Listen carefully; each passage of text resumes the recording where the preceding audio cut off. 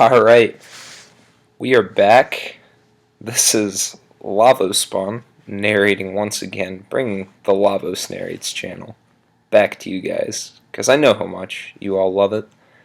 And today, we're going to be covering an ORAS OU match, the 6th of the World Cup of Pokemon 10, between WhiteQueen, recent official Smogon tournament winner, and Void, who is a user I don't know much about. And speaking of things that I don't know much about, you can add the ORAS OU metagame to that list. So this battle should be not only an enjoyable experience to watch, but also to cast, as we see WhiteQueen leading with the Garchomp and Void leading with the Mew. WhiteQueen's going to get out of there and go to Charizard, as Mew hits him with the taunt. And if this is Charizard Y, then Mew is certainly going to want to get out of there. And probably if it's Charizard X as well. So I'm thinking a likely switch be something along the lines of Manaphy or Hippowdon. WhiteQueen going to double switch again though, and go to Manaphy as Mew goes for the Soft Boil. So perhaps predicting the Fire Blast or Flare Blitz and just hoping to heal it off. But now Manaphy's going to be in, presumably outspeeding Mew. I'm not 100% sure how the EV spreads go down in ORAS, but presumably. And probably going to be able to get a Tail Glow off, which is particularly dangerous to Void's team, especially if WhiteQueen's Manaphy has something to hit Void's Manaphy.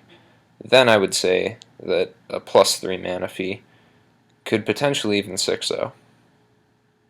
I'm not sure what Clefable does against it. I know Tornadus can't OHKO it, and Ice Beam probably kills right back. Hippowdon will just die. Scizor will probably just die. Again, it depends a lot on the EV spreads and the movesets. But Void taking a while to think about this one. He's really taking his time here, just considering his options. I don't think he expected that double switch, and he's going to go out to Tornadus as WhiteQueen goes for the Tail Glow. So now, a +3 Manaphy staring Void in the face. And it doesn't look like he has anything to tank this. So I think Void is in a bit of a tough spot here. Yeah, you can't see it, but over in the lobby chat, we have people saying that Void's best counter for Manaphy is, in fact, his own Manaphy, which presumably doesn't indicate very good team building, at least against Manaphy as a threat. WhiteQueen gonna think about this move for a second. It seems like Void has already locked in his decision. You can see the timer ticking down there. I think if WhiteQueen has... okay, so Tornadus goes for the Hurricane. It misses, and wow. Wow. Tornadus hangs on at 1%. So that's signaling Assault Vest, that it was able to live at all. A +3 Manaphy Ice Beam. But that Hurricane miss really hurts.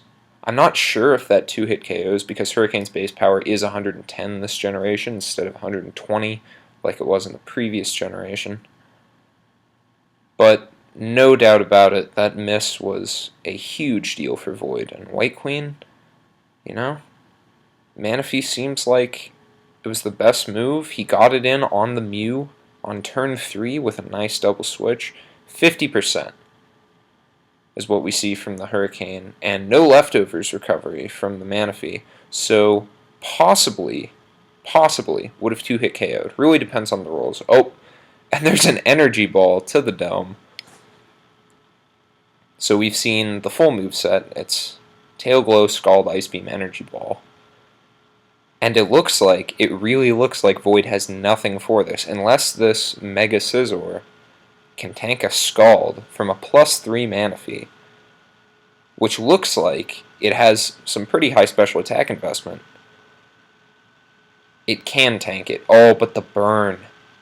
Oh, wow. Scizor eats a Salac Berry, so it might be able to outspeed Manaphy and potentially crit here or something, but the burn was huge. You saw the Bug Bite deal 20%. Oh, the Bug Bite stole the Salac Berry. Okay, I wasn't looking at chat. So the Bug Bite actually stole Manaphy's Salac Berry. Of course, because Scizor, it's a Mega, so it can't hold an item. What was I thinking? So it does get the speed boost. Potentially a crit here. Could give Void a glimmer of hope in this game. But quite frankly, right now it looks like it's just going to be a clean 6-0. Unless Clefable or Mew can tank this. I guess Clefable will probably live and be able to Moonblast this thing. But, wow. That's absurd. I can't believe, I simply can't believe that against a user like WhiteQueen, who, you know, generally favors these more offensive squads, I'm very, very surprised that Void brought a team that was so weak to Manaphy, as we see the Scald only doing half to the Mew, actually, and the Mew taking the burn, and with its Synchronize, of course, passing that over to the Manaphy. But at this point, I mean, the game is essentially over, outside of a highly unlikely, just near impossible last poke Calm Mind Clefable sweep. I think it's just over. And yeah, the Superior comes in here. Void has nothing for this. Perhaps Thunderwave Clefable and some Parahacks as it sets up Calm Minds in Superior's face. But even then, WhiteQueen would just send Excadrill and Iron Head this thing for a lot of damage. Not sure exactly how much it does, but certainly enough to take it out after a Leaf Storm, certainly. And yeah, it looks like WhiteQueen is gonna be taking this one, assuming that the Superior can hit its Leaf Storms, then it's just gonna be over. And wow. You know, ORAS OU game, sure the metagame is a little volatile, because you have so many threats, right? There's so many strong Pokemon, and you can't necessarily prepare for all of them, as we see a Cosmic Power from the Clefable. Interesting. Yet, a threat like Manaphy, that is so ubiquitous, you know, one of the strongest Pokemon in the OU tier, from what I'm told, you can't, first and foremost, bring a team that's going to get nearly 6-0'd by it. But second, you really just can't give it a free turn to set up that Tail Glow, right? I'm not sure what Mew could have done there, to be fair to Void.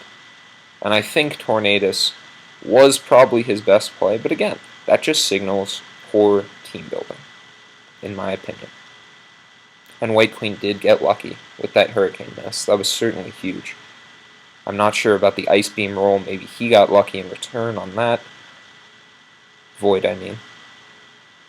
As we see the switch to Hippowdon, Excadrill going to be going for the Sword Stance, and with the Air Balloon, Hippowdon's going to be unable to touch it. Void putting a GG out there. Looks like it's going to be a 5-0 for the WhiteQueen, winning in, frankly, dominating fashion. And yeah, there's the Iron Head finishing off Clefable. So WhiteQueen is going to take one home for Team Asia in ORAS OU.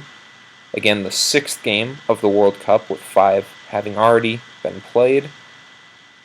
And yeah, congratulations to WhiteQueen and Team Asia. Certainly well played. And Void, perhaps going to want to bring a team that checks some of the most common metagame threats a little better next time. But I'm no expert. I'm not one to talk. I'm just Lavos Spawn. And I'm signing off. Thanks for watching.